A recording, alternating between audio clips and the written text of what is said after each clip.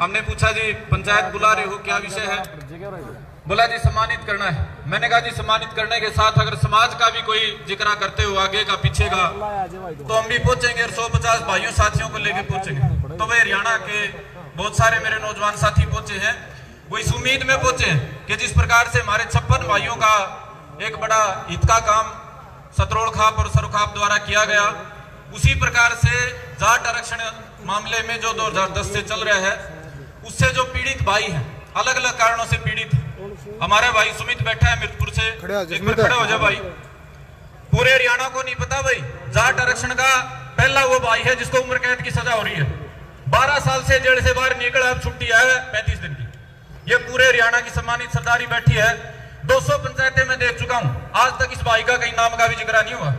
इसके जब ये घर गया था घर से जेल में, अच्छा हंसता खेलता परिवार था। आज इसका घर में ईंट पड़ी है भाई, रहने के लिए छत भी नहीं है। जिस टाइम गया था 6 घर वाले थे, इसके दादा चले गए, दादी चली गई, इनके पिता चले गए। ये भाई जाट समाज के लिए जेल काट रहा है और पिता की अर्थी को कंधा देने का भी इसको मौका नहीं मिला। और हम यहाँ सफेद कपड़े पहन के बड़ी बड़ी बातें करके आज ताली बजा के घर चले जाएंगे, बढ़िया काम करें। मेरे सम्मानित साथियों, कहना तो हम बहुत चाहते थे, लेकिन पंचायत की मर्यादा तय कर दी गई है कि पीछे की जो बातें, जो साजिशें हुई हैं, क्या कारण था भाई कि 2016 में ये जो सिंधु परिवार के हमारे गणमान्य सरदार यहाँ बैठे हैं, ये मुकदमा दर्ज नहीं करवाना चाहते थे, बावजूद उसके मुकदमा दर्ज करवाया गया। 6 महीने के बाद समाधान के प्रयास शुरू हो गए थे, बावजूद उसके नाजिम मस्जिद छोटे की गुंजाइश ना करो। मैं बाहर जाके सोशल मीडिया पे 50 चैनलों पे 2 घंटे बोल सकता हूँ, कोई रोक नहीं सकता। मैं यहाँ सभा के बीच में इसलिए बोल रहा हूँ कि मेरी कोई बात गलत हो तो यहाँ खड़ा होकर एक आदमी कह दे छोरे गलत बोल रहा है। सोशल मीडिया पे आकर माइक रख के कोई कुछ कह देता है, बोलने वाला तो है नहीं भाई। तो यहाँ इसलिए बोल रहा हूँ भाई, अगर मेरी बात में कोई गलती हो तो सामने खड़ा होकर एक आदमी कह दे छोरे गलत कह रहा है। बुजुर्गों सम्मानित साथियों, मेरा भाई योगानंद शास्त्री कह के गया, बड़ी तकलीफ है सभी को। इन भाइयों को 6 दिन भी जेल में नहीं जाना पड़ता, लेकिन 3.5 साल काटने पड़े। क्यों काटने पड़े भाई? राजनीतिक साजिशें हुई। मैं उन साजिशों पे नहीं जाऊंगा क्योंकि मास्टर जी और सतरोल खाप की द्वारा मनाई, लेकिन भाई समाज को आज नहीं तो कल एक रेखा तय करनी पड़ेगी कि सामाजिक आंदोलनों में किसी भी तरह की राजनीतिक दखलंदाजी और राजनीतिक जो ये दलाली होती है, ये बंद करनी पड़ेगी भाई। हम आंदोलन चलाते हैं किस लिए? ताकि समाज की तकलीफ का समाधान हो। जाट लड़ रहे थे आरक्षण के लिए, किसान लड़ रहे थे फसल के भाव के लिए, लेकिन उसको राजनीतिक षड्यंत्र का हिस्सा बना के कुछ लोग, कुछ पार्टियां, कुछ खानदानी परिवार, कुछ खानदानी दवाखाने अपने हित में इस्तेमाल कर जाते हैं और फिर करने के लिए खाप पंचायतें होती। सुलझाओ भाई। बुजुर्गों सम्मानित साथियों, यह समाधान 2019 में हो गया था। 2019 में चुनाव से पहले कैप्टन अभिमन्यु जी ने समाधान कर दिया था, लेकिन उस बात पे भी 4 आदमियों ने रहने दो भाई, बार बात नहीं जानी चाहिए। ये भाई बहुत पहले जेल से बाहर आ चुके होते, लेकिन उस पर भी 20 तरह की कुंडी घुमाई गई। आज मैं उन आदमियों का नाम लूंगा तो वो इस सभा के सम्मान को कलंकित करने की बात हो जाएगी। आप सारे उन चीजों के गवाह हैं। मैं उन चीजों पे, पिछली चीजों पे, राजनीतिक चीजों पे लंबा नहीं जाऊंगा। लेकिन दूसरा मेरा भाई यहाँ बैठा है, नरेश नैन, खड़े हो जाओ भाई। ये काला चश्मा इसने शौक में नहीं लगा रखा भाई, इसके आंख में गोली लगी थी 2016 में, पुंडरी में, कैथल में, रोहतक को छोड़ के बड़ी थोड़ी जगह गोलियां चली थी।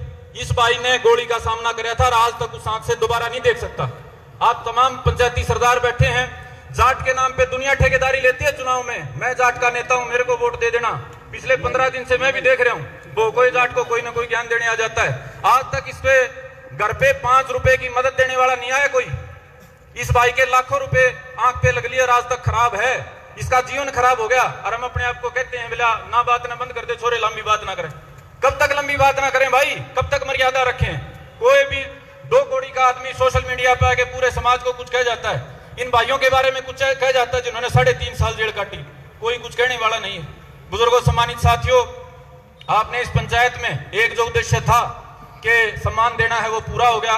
मेरा बड़ा हाथ जोड़ के आपसे अनुरोध है, ये जो भाई मेरे आज मैंने आपके सामने में लाया हूं, तीसरा भाई और बैठा है, पवन और पोना नाम है, खड़ा हुए भाई एक बार। इसका भाई है पवन उर्फ पोना, 2016 से लगातार जेल में है, एक दिन की छुट्टी भी नहीं आया है, एक दिन की भी। जेल की दीवारों को टक्कर मारता, पागल होने को नौबत है, कोई छुट्टी कटाने वाला नहीं है। घर में ना बाप है ना माँ है।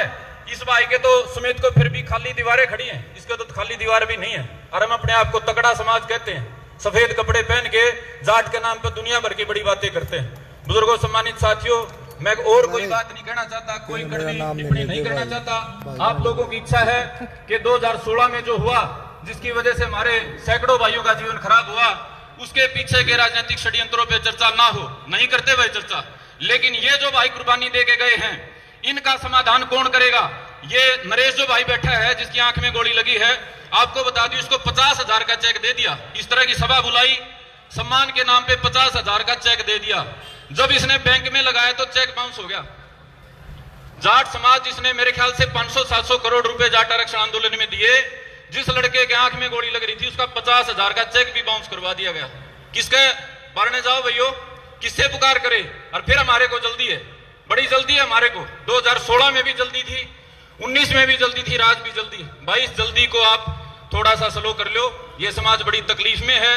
ये भाई योगानंद ने जो बात कही, बड़ी जायज बात कही। भाइयों के साथ हैं भाई, जहां आपको जिस तरह के सहयोग की जरूरत पड़ेगी, आपके साथ खड़े हैं। और ये जो भाई हैं भाई, इनके सहयोग के लिए मैं सतरोल खाप से कैप्टन अभिमन्यु का पूरा परिवार बैठा है, उनसे अनुरोध करता हूं कि भाई कानूनी पैरवी करने के लिए भी और किसी तरह की राजनीतिक पैरवी करके इन भाइयों को, इनका जीवन जो बर्बाद हो चुका है उम्र कैद में, वो दोबारा से ये मुख्य धारा में लौट पाए, ऐसा सहयोग करने का प्रयास करें। और ये जो हमारा भाई नरेश बैठा है, इस जैसे और भी भाई हैं, लेकिन मैं सभी को आज इसलिए नहीं लाया कि बहुत लंबी बात हो जाती, पंचायत उद्देश्य से भटक जाती। तो नरेश जैसे जो और भाई हैं, इन भाइयों का भी सहयोग करने का काम करें। दोबारा से वो जो समाज के लिए कुर्बानियां देने वाले भाई हैं, मुख्य धारा में लौट सकें। जिस प्रकार से आप और हम 2 टाइम की बढ़िया खा के सोते हैं, उस प्रकार से इनके जीवन का अंधेरा खत्म होके ये भी शांति का जीवन जी सके। इतनी मेरी बात थी जी।